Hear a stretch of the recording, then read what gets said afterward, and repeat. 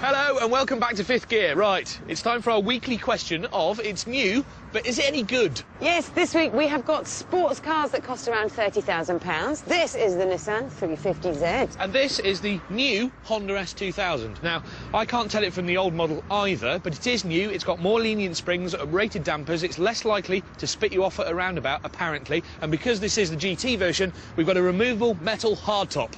Well, this is the top-of-the-range GT 350Z. Under the bonnet, it's got a V6 engine with 308 bhp. It'll hit 62 miles an hour in 6.1 seconds. Yeah, that's quick. The little Honda is actually a little bit down on power, 236 brake horsepower, but it is light, so it only uses an extra tenth to get to 62. Anyway, these are sports cars, so let's find out how they drive.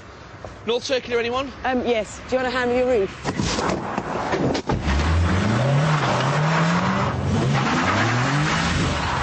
The second you get in this S2000, you feel like you're in a proper sports car. It's tight, it's snug, but not uncomfortably so, and it just feels like it's going to hold you in place when you start throwing the car around. You don't flop around in the seating. In the middle, it's a big digital dash, a bit like looking at a posh microwave, but it's dominated by this huge digital rev counter. A big thing about the rev counter is it goes to 9,000. Listen, 5, 6, 6.5, and it goes again. 8, 9,000 RPM up change. This car feels just so racy.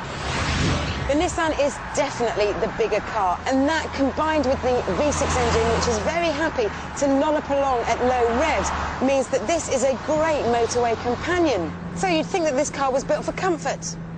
It's also built for speed. I can spend a whole day going sideways around a racing circuit, thoroughly enjoying myself. But sideways is not how you drive on the road. It does crush a bit over potholes, and there is a fair amount of scuttle shake, but do you know what? I can forgive it because it has got a very creamy, juicy, potent, silky V6 engine. Let's talk prices. This S2000 GT, £28,600, making it a couple of grand cheaper than your Nissan. Yep, fair comment, but I really don't think a couple of grand in this market is too much of a big deal. No, I don't think so. Anyway, I just want to show you this. If you buy a sports car, you may well want to pop away for a, fruity weekend somewhere, Whitby or whatever. I happen to have my weekend bag here. Now, this big sack full of thongs and stuff fits in the S2000. You say this is a big car. Yeah. If I put this in there, no matter how much you squash it, it doesn't fit, won't shut.